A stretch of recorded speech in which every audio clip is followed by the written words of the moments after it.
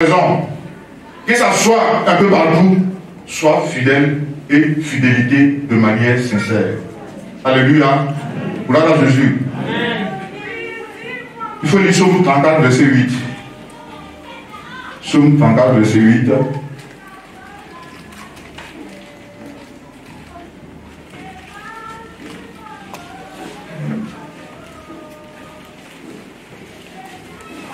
Psaume le chapitre 34, le verset 8. Oui.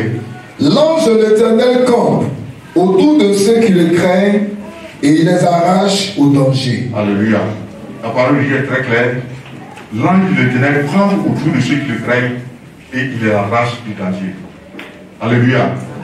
Crains-tu réellement l'Éternel pour que tu puisses marcher avec lui? Pour que tu sois fidèle dans ses actions qu'il te demande? Si tu es fidèle, sache que les gens de Dieu campent autour de toi partout où tu te trouves. Mais à l'introduction, on a dit quoi? Que les hommes fidèles sont en train de finir. Nous regardons aux choses du monde, nous regardons à ce qui nous intéresse nous-mêmes, et les choses de Dieu, nous les abandonnons. Ça veut dire que la fidélité au milieu des chrétiens est en train de disparaître. La fidélité est en train de disparaître. Nous devons faire en sorte que nous puissions maintenir cette flamme de fidélité dans nos assemblées au milieu de nous. Gloire à Jésus. Notre maturité doit s'exprimer autour, doit aussi pour notre fidélité aux différents programmes. Notre fidélité doit se voir aux différents programmes que l'Église organise. Si tu es fidèle à Dieu, tu dois être également fidèle à l'Église. Tu dois être fidèle au programme de l'Église. Tu dois être fidèle à tout ce qu'il doit faire à l'Église.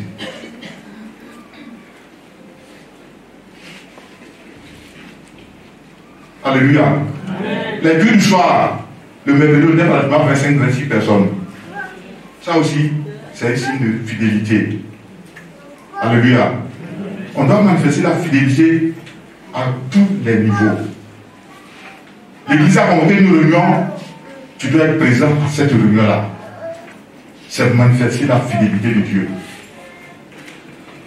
Une rencontre des jeunes est prévue, tu dois être présent pour manifester ta fidélité, ta présence.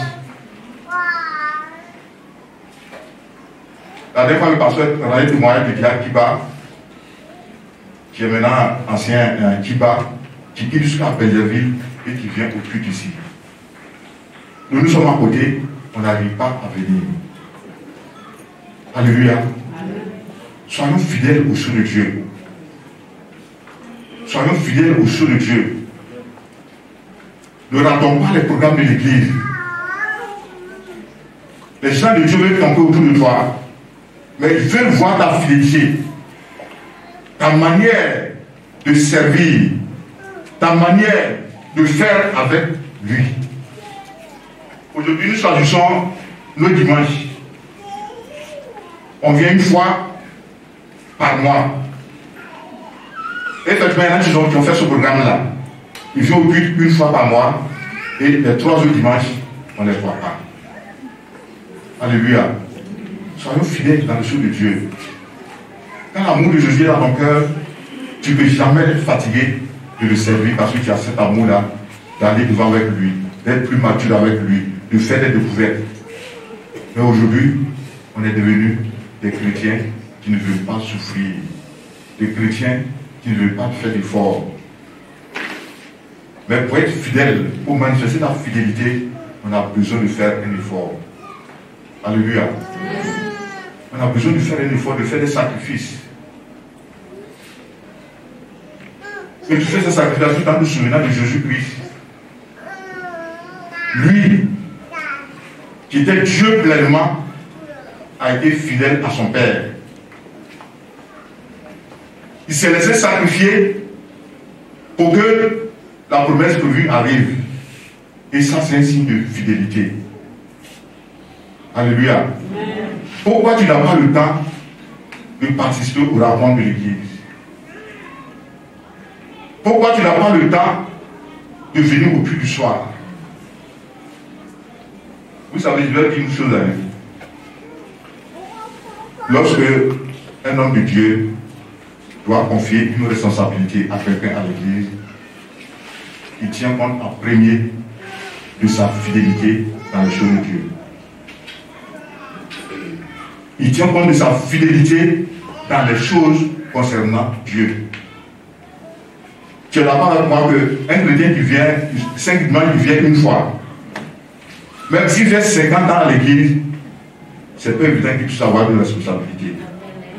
Mais un nouveau chrétien qui va arriver, fidèle à la réunion, fidèle au culte du soir, fidèle à l'intercession, fidèle à l'évangélisation, tout de suite, le Saint-Esprit va amener son image vers le serviteur de Dieu. Et c'est en cela qu'on pourrait te nommer responsable. On a dit que lorsque tu es fidèle dans les petites choses, Dieu également va te confier de grandes choses. Alléluia. Dieu voudrait que nous soyons des chrétiens fidèles. Des chrétiens qui ne marchent pas par la chair, mais des chrétiens qui appellent le Saint-Esprit à venir vivre au milieu d'eux. Des chrétiens qui voulaient que le Saint-Esprit soit leur guide. Alléluia. Ta fidélité demande aussi que tu sois à l'heure à l'église. Ta fidélité demande que tu sois à l'heure à l'église. C'est vrai, dans le mois, nous tous on peut être empêchés au moins une fois, on peut comprendre. 2 fois, on peut comprendre. Mais on dit le culte commence à 7h30. Tu as déjà fait un programme spécial sur 9h30. Ça, c'est pas être fidèle pour les choses de Dieu. On est dans le temps de la maturité. Efforçons-nous de corriger ces petits détails pour que les gens de Dieu puissent venir s'asseoir auprès de nous. C'est ce qu'ils ont fait pour Daniel.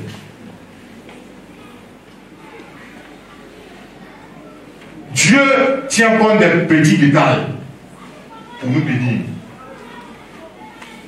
Maman avait souvent dit que, disons, 50 millions, Mme Balé m'a dit tout à l'heure, il y a 200 biens qui étaient prévus, par exemple le mercredi, qui devaient être partagés à toute l'église. Et puis on s'est retrouvé à 25. Pour chacun, du coup, va augmenter, puisque les autres ne sont pas venus. Dieu a un plan pour chacun de nous. Et ce n'est pas seulement au culte de dimanche que Dieu veut exaucer. Je reprends. J'ai dit, Dieu a un plan pour chacun de nous. Mais Dieu n'attend pas forcément le dimanche pour t'exaucer. À une réunion, après le culte, Dieu peut te visiter. Alléluia. À un culte du soir, Dieu peut également te visiter.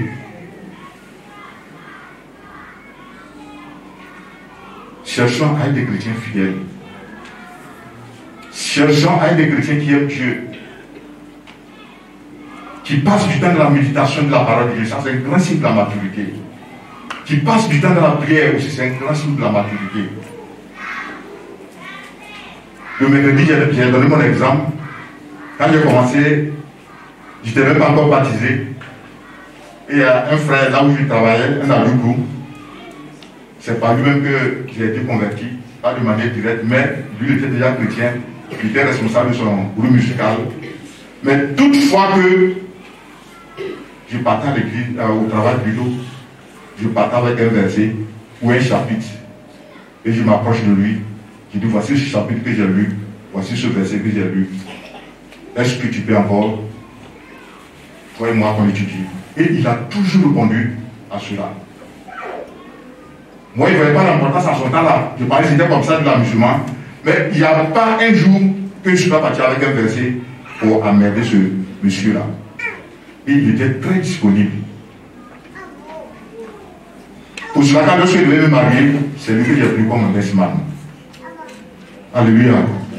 Dieu voudrait que nous soyons des chrétiens fidèles dans la méditation de la parole de Dieu. Fidèles de la prière. Si on ne le fait pas, les gens de Dieu vont se loyer de nous. Gloire à Jésus. Nous devons également manifester notre fidélité à la maison. Quand il parle de la maison, il parle de monsieur et madame. La fidélité dont il parle ici, ce n'est pas forcément que monsieur va aller prendre une deuxième femme, c'est y compris, ou bien que madame va aller prendre un deuxième mari. Mais manifester la fidélité à la maison, c'est respecter ce que tu vas dire, honorer ce que tu vas dire. Souvent, quand nous prenons des engagements à la maison, on n'a pas été fidèle dans cet engagement, ça envoie des paroles au niveau du foyer. Vrai ou faux? Tu prends un engagement, tu dis à madame, fin de ce mois, tu te payes un pain guitare. Un mois passe, 2 mois passent, 3 mois passent, tu ne tiens pas parole. Du coup, madame va commencer à te bouder. Si possible, même, elle peut fermer le robinet. Et la maison devient totalement autre chose. À cause du fait que tu n'as pas tenu parole, tu n'as pas été fidèle dans ce que tu as dit. Gloire à Jésus. Soyons fidèles, fidèles dans nos couples. Si notre couple n'est pas basé sur la fidélité, elle ne va pas aller loin. Alléluia. La fidélité doit être au centre de nos foyers. Tu ne vas pas me dire que tel monsieur n'est pas fidèle. Les gens pensent toujours qu'il triche. Ça aussi, ça fait partie. Mon frère, si tu es là ce matin, sache que Dieu t'a donné seulement une seule femme. Parce que ça, c'est devenu courant maintenant dans nos églises, où l'homme se lève et il a une maîtresse, et il appelle là-bas la femme de, comme on appelle, femme de ministère. Dieu n'a pas dit ça dans sa parole. L'homme quittera son père, sa mère, s'attachera à une femme, et les deux deviendront sur le ciel. Sois fidèle avec ton épouse. Si tu veux que ta maison soit en paix, sois fidèle avec ton épouse.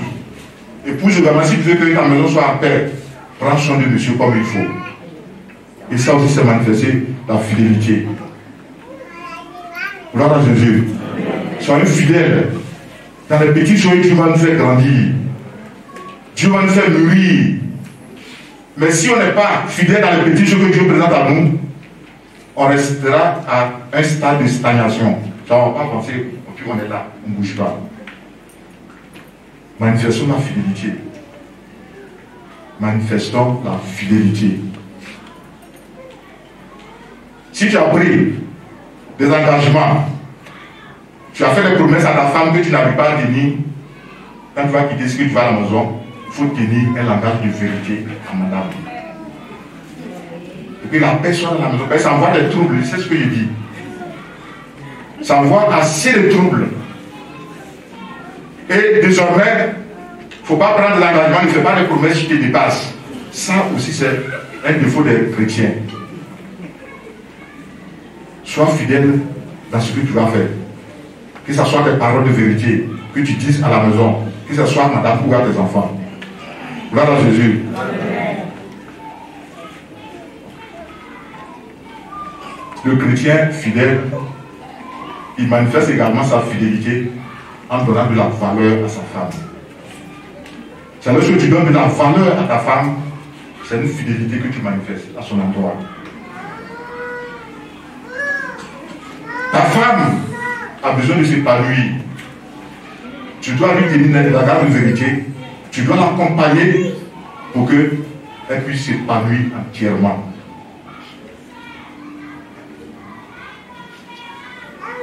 Toi, il ne faut pas forcer la main de monsieur. Il ne faut pas forcer la main du monsieur. Il ne faut pas demander ce qui est impossible.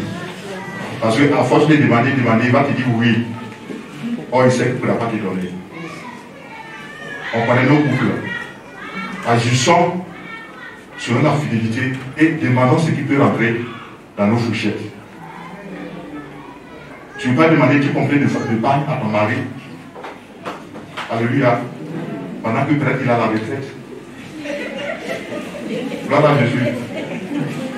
Tu ne peux pas demander une voiture à ton mari parce que tu as eu le permis pendant que lui-même n'a pas de voiture. Alléluia. Soyez rien dans nos maisons. Soyez fidèles dans nos maisons. Pour que les anges de Dieu puissent se poser auprès de nous comme ils ont fait pour Daniel. Sans fidélité, sans parole de vérité, tu ne pourras pas aboutir à un bon résultat. Alléluia. Gloire à Jésus. Amen. Nous devons prendre soin de notre époux, prendre soin de nos épouses. Gloire à Jésus. Amen. Je suis en train de finir. Donc ce que je souhaiterais qu'on retienne par ce message, c'est que nous devons être des chrétiens fidèles. Des chrétiens fidèles à tous les niveaux de notre vie, parce que le Saint-Esprit habite en nous déjà. Nous devons être des chrétiens fidèles parce que nous sommes conduits par la parole de Dieu. Nous devons être des chrétiens fidèles parce que nous sommes également des femmes et des hommes de prière. Alléluia. Ne relâche pas dans la prière parce que tu as des soucis. Ne relâche pas dans la méditation de la parole parce que tu as des soucis. Mais sois fidèle, quelles que soient les épreuves, dans la méditation de la parole de Dieu. Sois fidèle dans la prière. La Bible dit, Daniel priait 3 fois par jour. Et c'est pas quand il a eu le problème qu'il a commencé à prier. Il priait auparavant. Auparavant, Daniel priait. Et quand la situation est venue, il a certainement encore accentué sa prière. Alléluia. Soyons des chrétiens qui voudraient avoir de bonnes relations avec Dieu, de bonnes relations autour d'eux, de bonnes relations par Dieu passeront en manifestant la fidélité que Dieu nous demande, basée sur sa parole. Voilà Jésus, que Dieu bénisse sa parole et il nous aide à pouvoir mettre en pratique.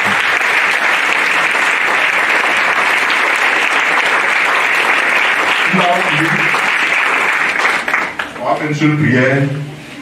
On va demander à Dieu d'agir avec fidélité, alléluia, dans tout ce que tu dois entreprendre.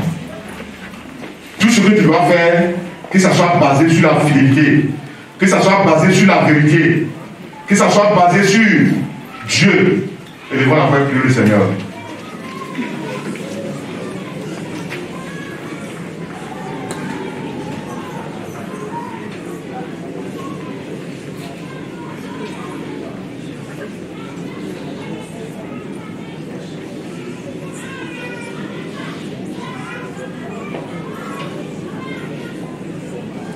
Seigneur, nous voulons te rendre toute la gloire ce matin. Nous voulons bénir, Seigneur, ton Saint-Nom. Toi qui, ce matin, va parler au cœur de chacun de nous. Je prie que ce que nous avons entendu, Seigneur, puisse porter, Seigneur, du fruit. Et que tu fasses de nous, Seigneur, des chrétiens fidèles à tous les niveaux. Tu as déclaré que si nous sommes fidèles dans les moindres choses, tu nous confieras les plus grandes. Fasse que chacun ait à cœur de manifester la fidélité pour Dieu, la fidélité autour de lui, la fidélité dans sa maison, la fidélité même au travail, afin que les anges de Dieu puissent camper autour de nous, comme tu as fait pour Daniel. Bénis encore, Seigneur, ta parole, que toute la gloire te revienne, au nom de Jésus-Christ. Amen.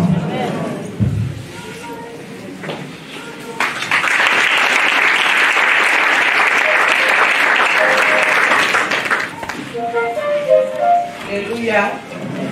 Et tu as vraiment été béni, tu as compris, c'est rentré ici, ça va rester, ça ne sort pas. Je viens de taper un peu ici. Arrête là-bas au nom de Jésus. Alléluia. Tu vas te tenir debout et acclamer le Seigneur.